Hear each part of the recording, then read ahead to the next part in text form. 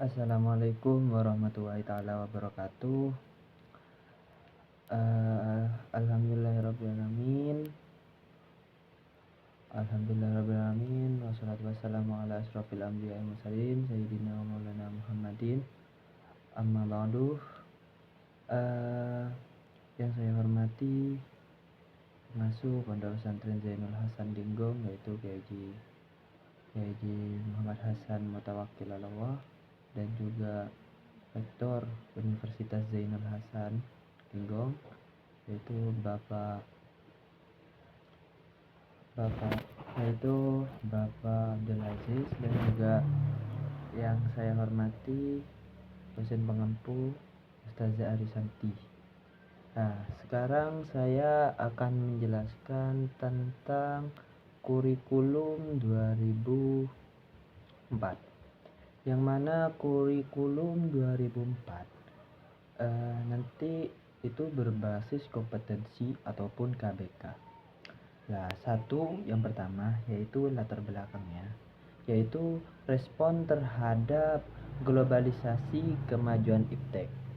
Nah, kritik terhadap kurikulum sebelumnya ataupun kurikulum yang telah lewat, kayak contohnya 1994. Nah, itu terlalu padat dan juga berorientasi isi dan perlunya kompetensi yang relevan dengan kebutuhan abad 21. Nah,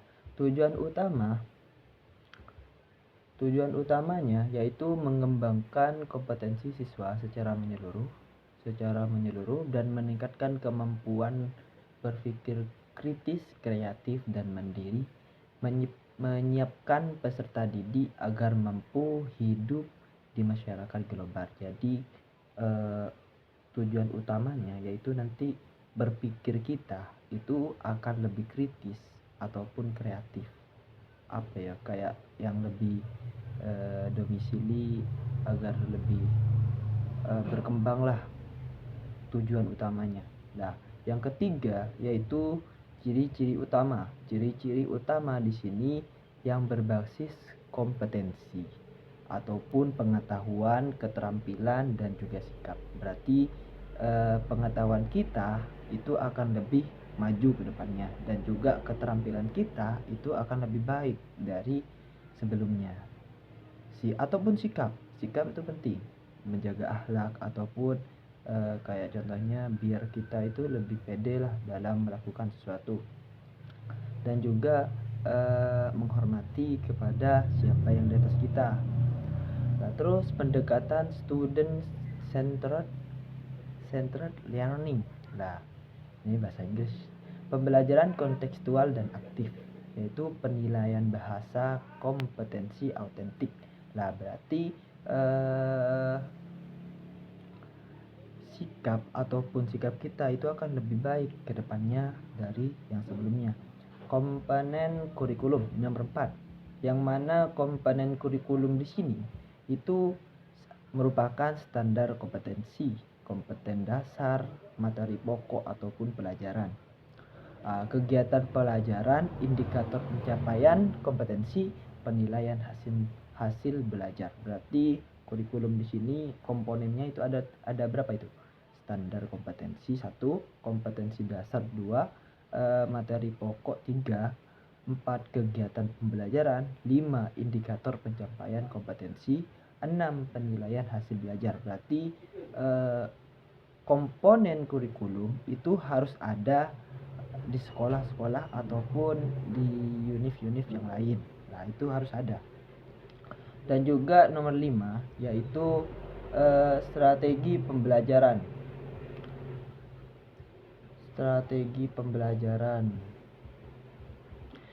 Strategi pembelajaran di sini itu nanti kontekstual ataupun dalam bahasa Inggrisnya contextual teaching and learning. Belajar aktif dan kolaboratif, berarti berani untuk berkolaborasi dengan yang lain seperti kelompok lah, ataupun mengikuti sesuatu organisasi yang lain. Dan juga penekanan pada proses bukan hanya hasil. Guru sebagai fasilitator, berarti ketika tercapainya sesuatu ataupun ingin mencapainya sesuatu itu nanti bisa dengan hasil sendiri, bukan cuma dengan guru yang mengajar di sini itu enggak, tapi itu bisa dengan diri sendiri agar lebih baik nanti. Berarti otomatis pas kalau misalkan nanti ada guru yang mengajarkan kita gini gitu lah, itu hasilnya itu dari diri kita sendiri. Kayak contohnya lah, kalau kita malas belajar, guru itu kayak semangat lah belajarnya, pas kita itu nggak semangat lah, otomatis kan di kita itu nggak masuk lah ke pemikiran kita. Nah terus yang nomor 6 yaitu penilaian, yang mana penilaian di sini itu autentik portofolio dan proyek, mengukur proses hasil belajar dan berbasis kompetensi.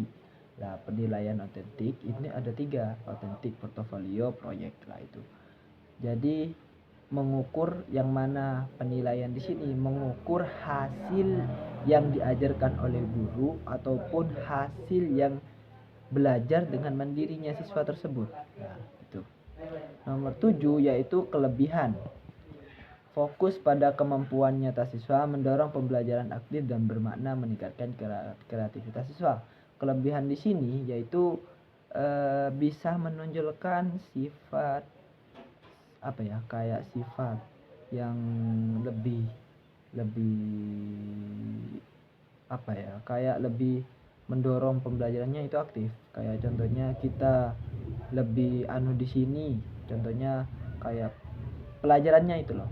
Pelajaran itu nanti kalau misalkan kita itu lebih ada yang lebih enak ataupun lebih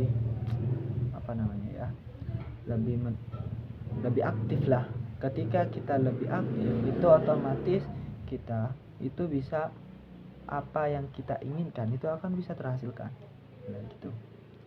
Berarti bisa sifatnya itu bisa menonjolkan apa kelebihan kita. Gitu. 8 kekurangan, yaitu kekurangan di sini yaitu implementasi sulit karena memerlukan waktu yang panjang, sarana dan prasarana belum mendukung, sulit mengontrol kegiatan dan keberhasilan siswa. Nah, otomatis ketika adanya kekurangan contohnya fasilitas, juga prasarana kayak alat belajar ataupun apa itu kurang, lah itu otomatis nanti kemampuan siswa pasti akan menurun begitu. Nah dari ini saya sudahkan. Nah otomatis dari ini intinya di situ, ketika ada sesuatu yang kita inginkan, apapun yang ingin kita inginkan itu kita harus usaha. Nah, juga dalam strategi pembelajaran di sini, nah itu sama begitu. Ya udah dari ini. Assalamualaikum warahmatullahi taala wabarakatuh.